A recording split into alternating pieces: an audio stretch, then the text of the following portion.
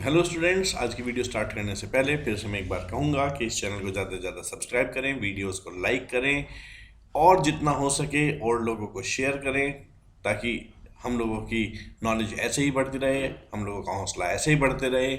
तो शुरू करते हैं सेल्स ऑफ गुड्स एक्ट का chapter number 3, transfer of property.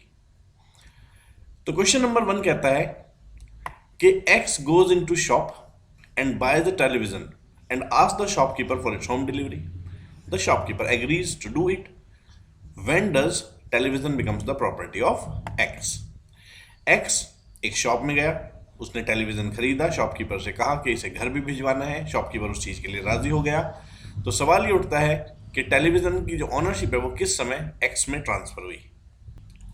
तो आंसर है कि जब स्पेसिफिक गुड्स की सेल की बात आती है, तो स्पेसिफिक गुड्स तो वे होते हैं जो आइडेंटिफाइड और एग्री अपॉन हो जाते हैं कॉन्ट्रैक्ट ऑफ सेल होते ही। तो यदि अनकंडीशनल कॉन्ट्रैक्ट है और स्पेसिफिक गुड्स की सेल हो रही है और वे डिलीवरेबल स्टेट में भी है, तो उनकी ओनरशिप ट्रांसफर हो जाती है बायर में कॉन्ट्रैक्ट बनते ही। इस बात से फिर कोई फर्क नहीं पड़ता कि पेमेंट ऑफ प्राइस का टाइम या गुड्स की डिलीवरी का टाइम क्या रहेगा या वे बाद में होंगे। तो इस इंस्टेंट केस में भी जब एक्स शॉप में गया और उसने टेलीविजन खरीदा और शॉपकीपर से कहा कि इसकी होम डिलीवरी करानी है और शॉपकीपर उस चीज के लिए एग्री हो गया, तो टेलीविजन इमीडिएटली एक्स की प्रॉपर्टी बन गई, क्योंकि वे specific goods in deliverable state थे। क्वेश्चन नंबर 2 बहुत ही इंपॉर्टेंट क्वेश्चन है, बहुत अच्छा सवाल है। आया हुआ क्वेश्चन है, ए ने सोल्ड किए कारपेट्स एक कंपनी को जो कि वहां पर बिछाकर भी आने थे। कारपेट डिलीवर किए जाने थे कंपनी के प्रमाइसेस में, वो उन्होंने डिलीवर भी कर दिए, लेकिन बिछाए जाने से पहले वे चोरी हो चुके थे।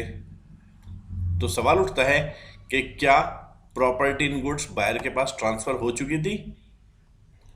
तो आंसर है, जहां पर कॉन्ट्रैक्ट है और स्पेसिफिक गुड्स का सेल का है, लेकिन सेलर बाउंड है कुछ और भी करने के लिए, तब जाकर वो डिलीवरेबल स्टेट में पुट माने जाएंगे। तो प्रॉपर्टी तब तक बायर में ट्रांसफर नहीं होती जब तक वो काम पूरा कर कर बायर को इस बात की सूचना ना दे दी जाए। तो जहां पर कॉन्ट्रैक्ट हो रहा है स्पेसिफिक गुड्स की सेल का डिलीवरेबल स्टेट में और सेलर बाउंड है, उसे या तो वेट करना है, मेजर करना है, टेस्ट करना है या कोई और एक्टिविटी करनी है गुड्स के रेस्पेक्ट में, ताकि उसका प्राइस असर्टेन हो जाए या उसकी वैल्यू पता चल जाए, तो प्रॉपर्टी इन गुड्स तब तक पास होती ही नहीं जब तक कि वो काम निपटाकर बायर को इस बात की सूचना ना दे दी जाए। इस बताए गए क्वेश्चन में भी ए ने जब कारपेट सोल्ड किए कंपनी को तो वे बिछाए जाने थे, लेकिन जब कारपेट डिलीवर किए गए कंपनी की प्रोमाइसेस में, पर वे बिछाए जाने से पहले चोरी हो गए। तो इसका मतलब जो कंडीशन पूरी करनी थी सेलर को ऑनरशिप ट्रांसफर करने के लिए, वो तो अभी तक पूरी हुई नहीं थी। यहां पर हम ये कह सकते हैं कि कारपेट यानी कि बिछाए नहीं गए, इसीलिए वे डिलीवरेबल स्टेट में माने भी नहीं गए, और वो कॉन्ट्रैक्ट का पार्ट था बिछाया जाना। तो इसीलिए क्योंकि वे बिछाए नहीं गए थे अब तक, इसीलिए माना गया कि प्रॉपर्टी इन गुड्स अभी तक बायर को ट्रांसफर भी नहीं हुई थी। क्वेश्चन नंबर 3, पी ने एक म्यूजिकल इंस्ट्रूमेंट एक म्यूजिक शॉप से खरीदा इस शर्त पर कि वो उसे परचेज कर लेगा यदि उसे इंस्ट्रूमेंट पसंद आया। तो एक हफ्ते बाद उसने शॉप ओनर को कहा कि मैं एग्रीड हूं परचेज करने के लिए म्यूजिकल इंस्ट्रूमेंट। तो सवाल ये उठता है कि किस समय पर प्रॉपर्टी इन गुड्स बायर में ट्रांसफर मानी जाएगी।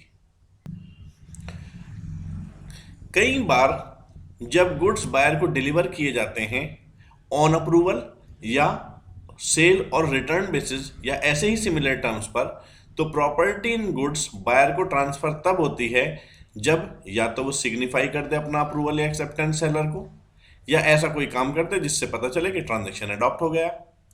और यदि वो नहीं सिग्निफाई करता अपना अप्रूवल या एक्सेप्टेंस सेलर को, बल्कि गुड्स को रखे रखता है लंबे समय तक बगैर नोटिस ऑफ रिजेक्शन दिए, तो ऐसे केस में यदि कोई टाइम फिक्स किया गया था गुड्स को रिटर्न करने का और वो टाइम बीत गया, और यदि कोई स्पेसिफिक टाइम दिया नहीं गया था तो रीजनेबल टाइम बीत गया, तब भी ओनरशिप ट्रांसफर हो जाती है।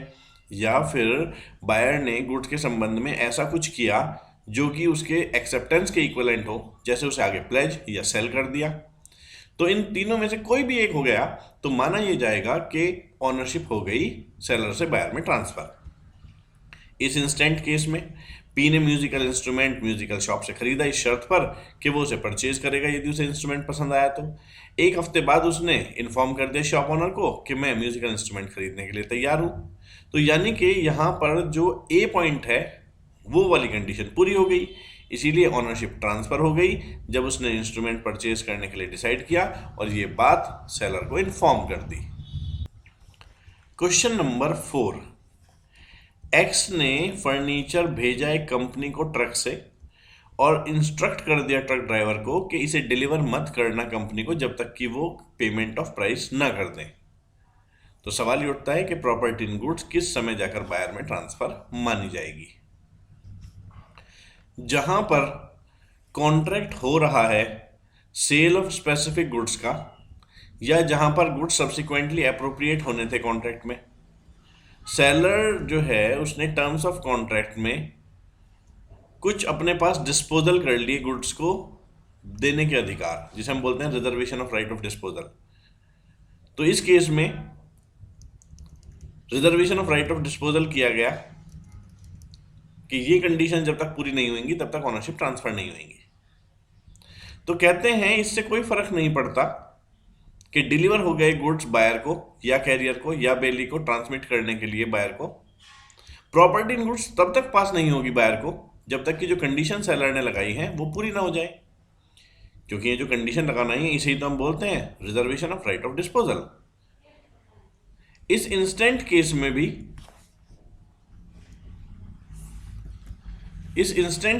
भी एक्स ने जब फर्नीचर भेजा कंपनी को ट्रक से और ट्रक ड्राइवर को पहले ही इंस्ट्रक्ट कर दिया कि जब तक वो पैसे ना चुका दे तब तक गुड्स उन्हें मत देना, तो इसका मतलब उन्होंने reservation of right of disposal किया है। तो प्रॉपर्टी इन गुड्स तभी पास होगी जब कंपनी पेमेंट ऑफ प्राइस कर देगी।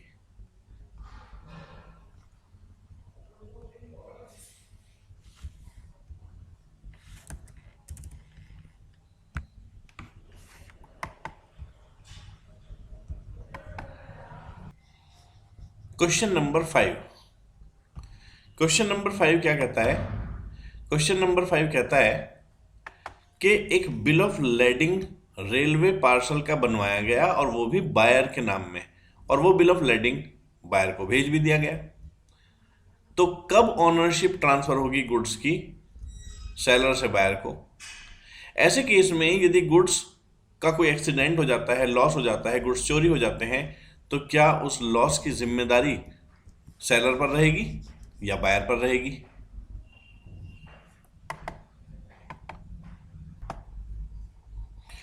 इस केस में जो क्वेश्चन नंबर 5 है, ये बताया गया है कि जहां पर कॉन्ट्रैक्ट ऑफ सेल के तहत, इस इंस्टेंट केस में बताया गया कि जहां पर कॉन्ट्रैक्ट ऑफ सेल के तहत गुड्स डिलीवर किए जाते हैं सेलर के द्वारा बायर को या फिर किसी कैरियर या किसी बेली को ट्रांसमिट करने के लिए बायर को, और कोई reservation of right of disposal नहीं रखा जाता, तो माना तो यह जाता है कि सेलर ने गुड्स अनकंडीशनली अप्रोप्रिएट कर दिए कॉन्ट्रैक्ट में बायर को और गुड्स बायर के हो गए क्योंकि reservation of right of disposal नहीं हुआ। इस इंस्टेंट केस में भी बिल ऑफ लेडिंग जो पार्सल का है वो बायर के नाम में बनवा कर उसे भेज दिया गया। तो जो ओनरशिप इन गुड्स है वो सेलर से बायर को तुरंत पास हो गई क्योंकि reservation of right of disposal किया नहीं गया। तो माना यह जाएगा कि जो गुड्स ट्रांसमिट किए गए हैं वो ट्रांसमिशन के लिए जो लेके जा रहा है वो बायर के बिहाफ पे लेके जा रहा है। तो इसी केस में यदि गुड्स का बीच में एक्सीडेंट या लॉस या थेफ्ट हो जाता है तो सेलर की जिम्मेदारी नहीं रहेगी, क्योंकि ये case no reservation of right of disposal का है, और no reservation of right of disposal के केस में जो ऑनरशिप है वो तुरंत ही सेलर से बायर को ट्रांसफर हो जाती है, इसीलिए रिस्क ऑफ लॉस भी बायर को ट्रांसफर हो जाता है। क्वेश्चन नंबर 6 बहुत इंपॉर्टेंट क्वेश्चन है, ये पास्ट में आए हुए क्वेश्चन में से एक क्वेश्चन है। ए ने डिलीवर करी कुछ ज्वेलरी बी को सेल और रिटर्न बेसिस पर। बी ने उस ज्वेलरी को प्लेज कर दिया सी के पास, लेकिन सी के पास से वो ज्वेलरी हो गई चोरी। तो अब लॉस का रिस्क किसका? क्वेश्चन नंबर 6 बहुत इंपॉर्टेंट है। तो आंसर है कि जब गुड्स डिलीवर किए जाते हैं बायर को अप्रूवल या सेल और रिटर्न बेसिस या ऐसे ही सिमिलर टर्म्स पर, तो प्रॉपर्टी इन गुड्स पास हो जाती है बायर को यदि ए बी सी में से एक भी कंडीशन हो जाती है। जैसे जब बायर ने खुद ही सिग्निफाई कर दिया, अपनी अप्रूवल अपनी एक्सेप्टेंस शो कर दी सेलर को, या ऐसा कोई काम कर दिया जिससे पता चल रहा है कि ट्रांजैक्शन एडॉप्ट हो गया है, या उसने नहीं सिग्निफाई किया अपना अप्रूवल पर गुड्स को रोके रखा अपने पास ही, रिजेक्शन भी नहीं किया, जितना टाइम दिया गया था उसमें रिजेक्शन नहीं किया गया, और यदि कोई टाइम नहीं दिया गया था तो रीजनेबल टाइम में रिजेक्शन नहीं दिया गया, तो भी मान लिया जाएगा ओनरशिप बायर के पास ट्रांसफर हो गई। या फिर उसने ऐसा कुछ कर दिया जो गुड्स को एक्सेप्टेंस के इक्विवेलेंट माना गया, जैसे गुड्स को आगे प्लेज या सेल कर दिया। इस इंस्टेंट केस में भी तो ए ने डिलीवर करी थी कुछ ज्वेलरी बी को सेल और रिटर्न बेसिस पर, बी ने प्लेज कर दी वो ज्वेलरी सी के पास, तो यहां पर ये माना गया कि जो ओनरशिप है ज्वेलरी की वो ट्रांसफर हो चुकी है बी को, क्योंकि उसने एक ऐसा काम किया जो ट्रांजैक्शन को अडॉप्ट करने वाला दिख रहा है, जैसे कि उसने आगे ज्वेलरी सी के पास प्लेज कर दी। तो इसका मतलब तो ये हुआ कि बी बन गया अब ऑनर। ऐसे केस में ए के पास सी के खिलाफ तो कोई अधिकार नहीं है, पर बी के खिलाफ अधिकार है, क्योंकि यहाँ ए है सेलर बी है बायर, और प्लेज कर गुड्स बायर ने एक तरह से गुड्स को स्वीकार लिया था, तो इसीलिए रिस्क ऑफ लॉस भी अब बायर का है। ऐसे केस में बायर को सेलर के प्राइस तो चुकाने ही पड़ेंगे। Question number 7, a contracted to sell 100 bales of cotton to B to be delivered in February. B took the delivery of the part of the cotton but made default in accepting the remaining bales. Consequently, the cotton becomes unfit for use. Who will bear the risk? A ने contract किया बेचने के लिए 100 cotton की bells, यानी कि गांठ cotton की, जो कॉटन की गठरियां होती हैं। तो ए ने कॉन्ट्रैक्ट किया सेल करने के लिए 100 बेल्स ऑफ कॉटन बी को, जो कि फरवरी में डिलीवर की जानी थी। बी ने एक पार्ट की तो डिलीवरी ले ली, लेकिन बाकी पार्ट की डिलीवरी लेने में उसने जो है डिफॉल्ट कर दिया। इस बीच कॉटन हो गई खराब, तो ये जो खराब कॉटन हुई इसका रिस्क कौन बियर करेगा, ये लॉस कौन बियर करेगा? नियम तो ये कहता है कि risk prima facie passes with ownership, यानी कि जैसे ही ओनरशिप ट्रांसफर होगी रिस्क भी ट्रांसफर हो जाएगा, और ऑनर ऑफ द गुड्स को रिस्क लॉस का डैमेज का बियर करना ही पड़ता है जब तक कुछ और एग्रीमेंट ना हुआ हो कॉन्ट्रैक्ट में। सेक्शन 26 जो सेल्स ऑफ गुड्स एक्ट का है वो ये कहता है यदि कॉन्ट्रैक्ट में कुछ और एग्रीड नहीं हुआ है तो गुड्स रहते हैं सेलर के रिस्क पर जब तक कि ओनरशिप बायर को ट्रांसफर ना हो जाए, और एक बार वो बायर को ट्रांसफर हो गए तो रिस्क हो जाएगा बायर का। जैसे ही ओनरशिप बायर को ट्रांसफर होगी, चाहे भले ही डिलीवरी हुई हो चाहे ना हुई हो। साथ में एक रूल ये भी कहता है कि delivery of part in progress of delivery of whole transfer the property of whole.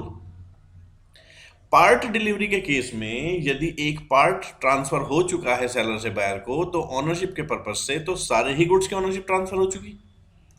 इस इंस्टेंट केस में भी इन दोनों प्रोविजंस को ध्यान में रखते हुए हम इस निष्कर्ष पर पहुंचते हैं कि ए ने जब कॉन्ट्रैक्ट किया सेल करने के लिए 100 बेल्स ऑफ कॉटन बी को, जो कि फरवरी में डिलीवर होने थे, और बी ने एक पार्ट ऑफ द कॉटन की डिलीवरी ले भी ली, लेकिन बाकी पार्ट की डिलीवरी उसने नहीं ली, और कॉटन इस बीच अनफिट हो गया यूज के लिए, तो जो लॉस है वो बायर को ही बियर करना पड़ेगा, क्योंकि delivery of part in progress of delivery of whole पूरी ओनरशिप ट्रांसफर कर देता है। क्वेश्चन नंबर 8 बहुत इंपॉर्टेंट क्वेश्चन है। ए बिड कर रहा था एंटीक पेंटिंग के लिए एक ऑक्शन सेल में। जैसे ही बिड के लिए ऑक्शनियर ने हैमर को टेबल पे मारा और बिड को एक्सेप्ट किया, वैसे ही हैमर का एक टुकड़ा टूटकर जाकर एंटीक पेंटिंग में लगा और वो पेंटिंग टूट गई। तो सवाल ही उठता है कि ये लॉस किसका हुआ, सेलर का कि बायर का? तो आंसर है ऑनर ऑफ गुड्स को ही लॉस या डैमेज बियर करना पड़ता है जब तक कॉन्ट्रैक्ट में कुछ और ही एग्रीड ना हुआ हो। सेक्शन 26 जो सेल्स ऑफ गुड्स एक्ट का है वो ये कहता है जब तक कुछ और एग्रीड ना हुआ हो गुड्स सेलर के रिस्क पर रहते हैं जब तक ऑनरशिप बायर को ट्रांसफर ना हो जाए, और उस इवेंट के बाद वो बायर के रिस्क पर आ जाते हैं चाहे गुड्स अभी डिलीवर किए गए हों चाहे ना किए गए हों। इस इंस्टेंट केस में ए ने बिड किया एंटीक पेंटिंग के लिए ऑक्शन सेल में।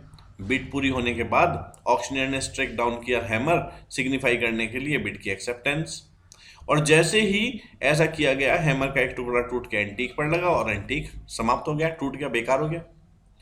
यहां पर लॉस सेलर द्वारा बॉर्न किया जाएगा क्योंकि ऑनरशिप ऑफ गुड्स अभी तक बायर में सेलर की तरफ से ट्रांसफर हुई ही नहीं थी। क्वेश्चन नंबर 9, पी ने सोल्ड की क्यू को कुछ क्वांटिटी ऑफ आयरन रॉड्स जो एक पानी के जहाज के माध्यम से भेजी जानी थी। इससे पहले कि वो बायर के पास पहुंचती उसमें थोड़ा सा जंग लग गया। ये जो जंग लगा ये इतना कम था कि ये मर्चेंटेबल क्वालिटी को प्रभावित नहीं कर रहा था, और ज़रूरी भी नहीं ये जंग जो है वो ट्रांसमिशन की वजह से ही लगा हो। जो डिटेरियोरेशन है वो ज़रूरी नहीं कि ट्रांसमिशन की वजह से हुआ, वो किसी और वजह से भी हो सकता है। तो क्या यहाँ क्यू गुड्स को स्वीकारने के लिए बाउंड माना जाएगा? ये जो क्वेश्चन है ये section 40 of sales of goods act से रिलेटेड है। डिटेरियोरेशन ड्यूरिंग ट्रांजिट, रास्ते के दौरान माल जब थोड़ा खराब हो जाता है, जहां पर गुड्स डिलीवर किए जाते हैं कहीं दूर जगह पर, जो लायबिलिटी है डिटेरियोरेशन की जो कि एक्चुअली ट्रांसमिशन के दौरान हो रहे हैं वो बायर के ऊपर आती है। वो बात अलग है कि एग्रीमेंट में सेलर एग्री हो जाए रिस्क उठाने के लिए, पर लॉ ये कहता है कि जब तक कुछ और एग्रीड ना हो तो ये रिस्क बायर का होता है। इस इंस्टेंट केस में भी पी ने सोल्ड की क्यू को कुछ क्वांटिटी आयरन रॉड्स की जो एक प्रॉपर वेसल यानी कि पानी के जहाज के माध्यम से भेजी जानी थी। बायर के पास पहुंचने से पहले उसमें कुछ जंग लग गया, हालांकि वो जंग बहुत मिनिमल था और वो मर्चेंटेबल क्वालिटी को प्रभावित नहीं कर रहा था, और ज़रूरी भी नहीं कि डिटेरियोरेशन जो है वो इंसिडेंटल टू ट्रांसमिशन हो। तो कुल मिलाकर सारी बातों को देखते हुए यहाँ पर जो बायर है यानी कि क्यू है वो गुड्स को स्वीकार करने के लिए बाउंड माना जाएगा। Question number 10, A B C 3 भाई हैं और उन्होंने मिलकर एक टीवी और वीसीआर खरीदा, और बी और सी की सहमति से वीसीआर ए के ही पोजीशन में रखा रहा। ए ने टीवी और वीसीआर फिर बेच दिया पी को, जिसने गुड फेथ में उसे खरीद लिया। उसे ये बात तो पता ही नहीं थी कि ये गुड्स 3 लोगों के हैं, और ए ने बगैर किसी से पूछे ये गुड्स बेच दिए। तो क्या पी को गुड टाइटल मिलेगा टीवी और वीसीआर का? क्वेश्चन नंबर 10 रिलेटेड है सेल्स ऑफ गुड्स एक्ट के सेक्शन नंबर 28 से, जहां पर हम sale by one of joint owners की बात करते हैं। तो sale by one of joint owners section 28 से डील होता है यदि एक सेवरल जॉइंट ऑनर्स में से सोल पोजीशन में है गुड्स के, और वो जो सोल पोजीशन में है वो भी को-ऑनर्स की परमिशन से ही है, तो प्रॉपर्टी इन गुड्स ट्रांसफर की जाती है यदि किसी पर्सन को, और वो खरीद लेता है ये जॉइंट ऑनर वाले गुड्स गुड फेथ में, और उसे ये बात पता ही नहीं थी कि जो बेच रहा है उसके पास अथॉरिटी टू सेल नहीं है, हालांकि वो जॉइंट ऑनर है। तो यहाँ पर जो केस है उसके फैक्ट जो दिए गए क्वेश्चन है उसके सिमिलर है। ए बी सी 3 भाई हैं, जॉइंट ऑनर है टीवी वीसीआर के, और बी सी की कंसेंट से गुड्स ए के पोजीशन में रखे हैं। ए टीवी वीसीआर बेच देता है पी को, जो कि गुड फेथ में खरीद लेता है, उसे ये बात पता ही नहीं है कि ए के पास अथॉरिटी नहीं है सेल करने के लिए।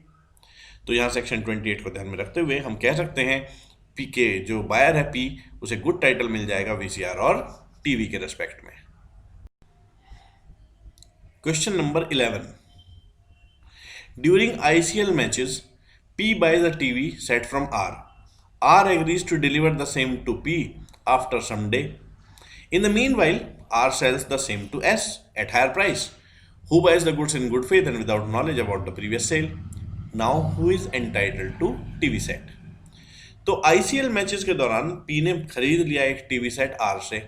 R एग्री हो गया कि वो डिलीवर कर देगा उसे P को कुछ दिन पश्चात, लेकिन इस बीच आर ने उसे किसी और बंदे एस को कुछ हायर प्राइस पर बेच दिया, जिसने गुड फेथ में और प्रीवियस सेल की नॉलेज के एब्सेंस में उन्हें खरीद लिया। उसे पता ही नहीं था कि ये गुड्स किसी और को बेच चुका है सेलर।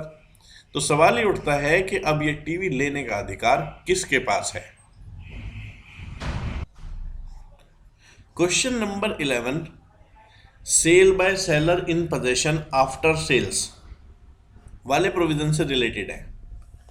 यहां पे कहा गया है यदि एक व्यक्ति होल्ड करता है, एक व्यक्ति सोल्ड करता है गुड्स और उसके बावजूद भी गुड्स अभी उसी के पोजेशन में है, या जो डॉक्यूमेंट ऑफ टाइटल वगैरह है वो उसके पोजेशन में है, और उसके बावजूद भी वो उसे एक नए थर्ड पर्सन को सेल कर देता है, तो यदि ऐसे व्यक्ति ने गुड्स की डिलीवरी ऑब्टेन कर ली है, गुड फेथ में कर लिया है, उसे प्रीवियस सेल का पता ही नहीं है, तो ऐसे केस में इस नए बंदे को गुड टाइटल मिल जाएगा, चाहे भले ही प्रॉपर्टी इन गुड्स पैसे पहले बायर को ट्रांसफर हो चुकी थी। ठीक इसी तरह से प्लेज या कोई भी डिस्पोजिशन ऑफ गुड्स या document of title to goods seller के द्वारा जो इन पोजेशन है वो भी इक्वली ही वैलिड मान लिया जाता है। ये बात सेल्स ऑफ गुड्स एक्ट का सेक्शन 30 कहता है। इस इंस्टेंट केस में आईसीएल मैचेस के दौरान पी ने टीवी सेट बाय किया आर से, आर एग्री हो गया उन्हें डिलीवर करने के लिए पी को कुछ दिन पश्चात, लेकिन इस बीच उसने पहले ही उन्हें एस को बेच दिया कुछ हायर प्राइसेस पर, जिसने गुड फेथ में without knowledge of previous sale के उसे खरीद भी लिया। तो ये जो केस है इसके फैक्ट बिल्कुल जो सेक्शन 30 है उसके सिमिलर है, और सेक्शन 30 के अनुसार नए बायर को गुड टाइटल मिल जाता है, तो इसके अनुसार यहाँ एस को भी गुड टाइटल मिल जाएगा। क्वेश्चन नंबर 12, ए ने बी को कहा सी की प्रेजेंस में कि ए ही गुड्स का यानी कि हॉर्स का ऑनर है, और सी चुप रहा, जबकि उसे पता था कि मतलब गुड्स तो सी के हैं। बी ने ए से गुड्स खरीद लिए ये मानते हुए कि गुड्स ए के ही हैं, उसे पता ही नहीं था कि गुड्स एक्चुअली सी के हैं, क्योंकि सी वहां खड़ा भी था और चुप भी रहा। तो ऐसे केस में अब हॉर्स की ऑनरशिप किसके पास आएगी? क्वेश्चन नंबर 12 जो है वो टाइटल बाय एस्टॉपल वाले प्रोविजन से रिलेटेड है। जहां पर ऑनर की हम बात करें तो ऑनर को कई बार एस्टॉप्ड यानी कि रोक दिया जाता है by conduct from denying the seller's authority to sell. The transfer will get good title as against the true owner. Actually जब एक व्यक्ति जो सामान बेच रहा है जो उसका ऑनर नहीं है, वो एस्टॉपल से भी उसे बेचने का अधिकार प्राप्त कर लेता है, क्योंकि जिसका वो गुड्स है उसने अपने कंडक्ट से ये बात सिद्ध कर दी थी बायर को कि सेलर के पास बेचने की अथॉरिटी है, और जो बायर है उसके पास गुड टाइटल ट्रांसफर हो जाता है। क्यों? क्योंकि एक्चुअल ऑनर के कंडक्ट से ऐसा प्रतीत होता था कि वो ऑनर नहीं है और जो बेच रहा है वही ऑनर है। लेकिन इससे पहले कि गुड टाइटल ट्रांसफर हो, यह शो किया जाना जरूरी है कि ट्रू ओनर ने एक्टिवली ऐसा कुछ किया था कि जो बायर है, नए वाला बायर, उसे ये यकीन आ रहा था कि जो व्यक्ति गुड्स बेच रहा है वो गुड्स बेचने के लिए अथॉरिटी भी रखता है। इस इंस्टेंट केस में ए ने बी से कहा, जो कि एक बायर है, सी की प्रेजेंस में, कि वो ही ऑनर है गुड्स का, और सी इस चीज के लिए साइलेंट रहा। तो इसका मतलब सी ने अपने ही कंडक्ट से एक तरह से ये शो कर दिया कि जो ए गुड्स बेच रहा है उसके द्वारा गुड्स बेचा जाना बिल्कुल सही है और ए ही ऑनर है। बी ने ये मानते हुए कि ए ऑनर है, गुड्स को गुड फेथ में खरीद लिया। तो यहां बी को वैलिड टाइटल मिल जाएगा, चाहे भले ही जिसने गुड्स बेचे हैं सेलर ने यानी कि ए ने, उसका खुद का टाइटल हॉर्स पर ना भी हो, क्योंकि सी के कंडक्ट से ये बात क्लियर हो रही थी। इस केस में सी ने एक तरह से अपने ही कंडक्ट से प्रिवेंट कर दिया डिनाई करने से कि ए के पास अथॉरिटी टू सेल नहीं है। तो इस क्वेश्चन का आंसर हुआ कि जो बी है, बायर है, उसके पास गुड टाइटल ट्रांसफर हो जाएगा।